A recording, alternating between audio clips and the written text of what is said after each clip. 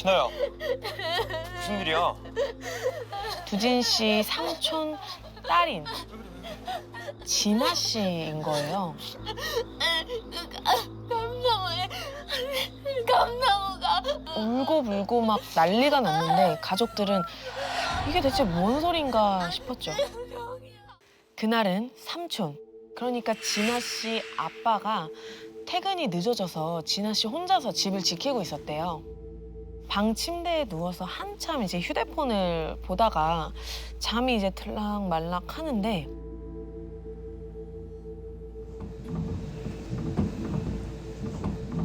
창문이 바람에 막 흔들리는 소리가 들리는 거예요. 나뭇잎 막 스치는 소리가 나는 거죠.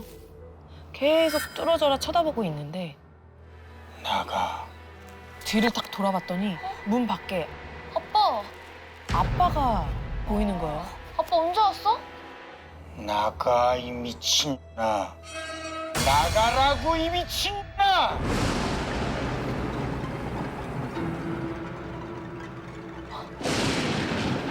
생전 욕 한 번 안 하던 아빠가 아까 욕을 한 것도 충격이었는데 여보세요?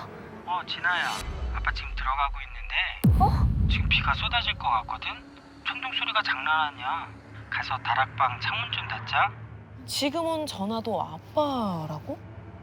그럼 방금 욕을 한 게 아빠가 아니었으면 문 쪽을 휙 돌아봤는데 아까 봤던 아빠가 없는 거예요. 헛걸 봤나? 아니 깜빡 잠이 들었던 건가? 분간이 좀 안 되더라고요. 그리곤 비 오기 전에 얼른 창문을 닫으려고 다락방으로 향했습니다. 다락방 불을 켜려니까 전등이 나갔더라고요. 근데 다락방 안쪽으로 또 작은 방이 하나 있었거든요. 평소에는 뭐 창고처럼 쓰는 방이라서 문을 항상 닫아두는데 그 방 문이 열려 있는 거예요. 작은 짐 보따리 하나가 떨어져 있는 것 같았어요.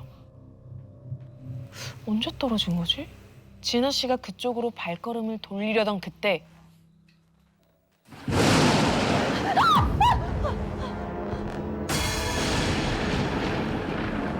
진아 씨를 쳐다보고 있던 그것은 진아 씨와 눈이 마주치자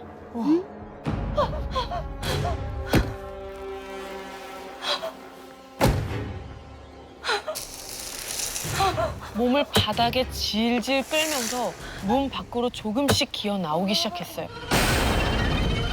한쪽 머리가 마치 깨져서 으스러진 흉측한 몰골을 한 여자였습니다.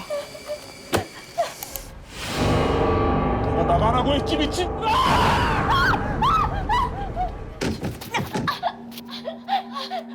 그러다 현관문 앞에서 뭔가에 탁 부딪혔는데 진아야! 마침 집에 도착하신 아빠랑 부딪혔던 거죠. 진아 씨는 막 울면서 막 지금까지 있었던 일들을 전부 얘기를 했어요. 아빠 괜찮아. 형 괜찮아. 안에 아무도 없다는 거예요. 그날은 그렇게 지나가는 듯 했죠. 한 달쯤 지난 어느 날이었어요.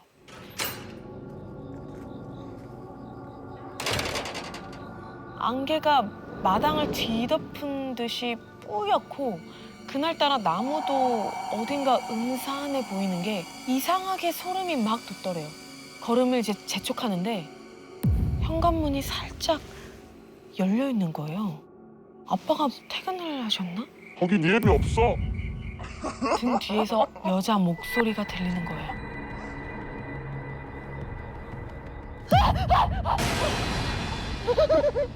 다락방에서 본 여자의 얼굴이 나무 옆으로 삐죽 튀어나와서 진아 씨를 쳐다보고 있는 거예요. 근데 그 얼굴이 한 개가 아니라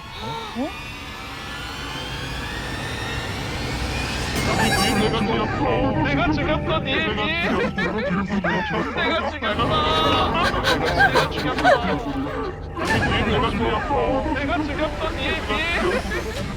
그 여자의 말에 진아 씨는 소름 끼치는 공포를 넘어서 정말 아빠에게 무슨 일이 일어났을까 봐 허겁지겁 집 안으로 막 뛰어들어갔어요.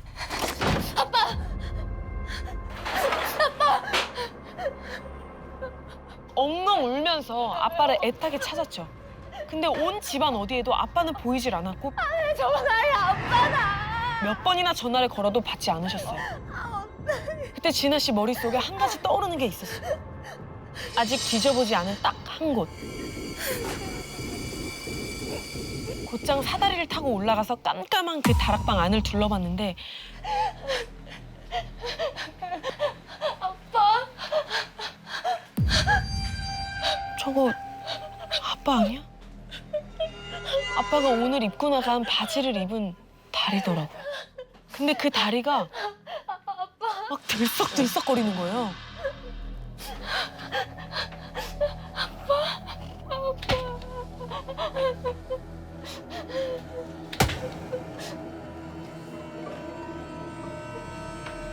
방 안엔 아빠가 쓰러져 있었는데 아까 그 여자가 아빠 머리맡에 쭈그리고 앉아서 표정 없는 얼굴로 아빠의 머리를 큰 돌로 사정없이 내리찍고 있는 거예요. 그 여자가 진아 씨를 휙 쳐다보는데 진짜 다 산산조각.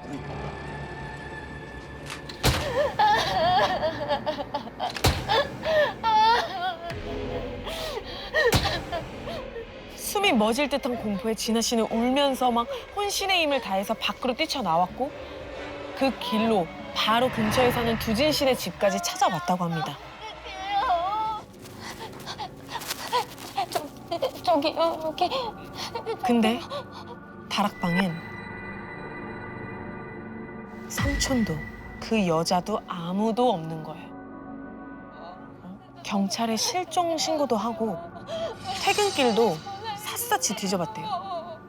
하지만 그날 새벽이 다 지나도록 삼촌은 끝내 발견되지 않았습니다. 근데 다음 날 두진 씨가 학교를 가 있는데 어머니께 문자 한 통이 온 거예요. 두진아, 집 앞 대학병원으로 와. 삼촌 절벽 밑에서 발견되셨어. 의식도 이제 없었고 갈비뼈도 다 이제 부서진 상태였어요. 근데 이제 퇴근하고 이제 가시던 길에 절벽 아래로 이제 떨어지신 거예요. 그 지나가던 등산객이 다행히 좀 발견을 좀 하고 이렇게 신고를 했다고 그렇게 이야기를 해주시더라고요. 그리고 또 다행인 게 삼촌 의식이 좀 돌아오셔가지고 그때 삼촌이 뭐 이런저런 이야기를 좀 해주셨는데 그 이야기가 좀 많이 좀 충격적이었습니다. 이제부터는 제가 삼촌이 가족들에게 들려준 그날의 이야기를 해드리겠습니다. 그날따라 비어있는 옆좌석이 왠지 신경이 쓰이시더래요. 누가 옆에 앉아있는 그런 느낌이랄까? 그때 맞아. 수가 삼촌은 놀라서 옆을 획 돌아봤는데 옆에 아무도 없는 거예요. 뭐지? 잘못 들은 건가? 하고 다시 운전에 집중하려고 하는데 그때 삼촌은 소스라치게 놀라서 반사적으로 브레이크를 재차 밟아보고 또 핸들도 돌려보고 했는데 차가 마치 고장이 난 듯이 전혀 말을 듣지 않았대요. 삼촌 차는 그대로 가드레일을 들이받고 절벽 아래로 떨어져 버렸다고 합니다. 와, 어떻게 이런 일이. 그리고 몇 달 뒤에 퇴원을 하신 삼촌이 제일 먼저 하신 일은 그 집에 무당을 불러서 굿을 하는 거였어요. 그 후에 굿판이 벌어지자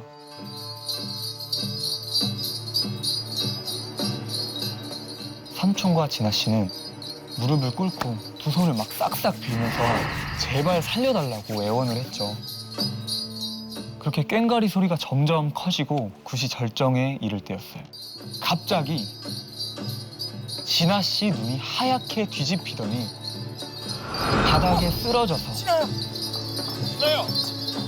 몸을 막 괴로운 듯이 막 비트는 거예요.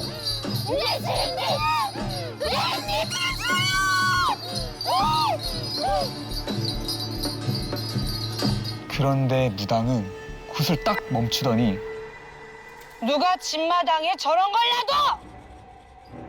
감나무를 가리키면서 호통을 치더래요. 나무가 있는 자리를 삽으로 열심히 파냈죠. 그런데 그 밑에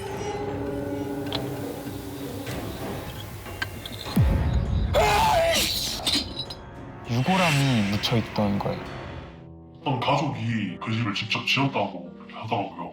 근데 그 집에 젊은 따님이 한 분 계셨는데 그 딸이 감을 엄청 좋아하셨다고, 그래서 마당에 감나무를 이렇게 심어다고 이렇게 이야기를 해주시더라고요.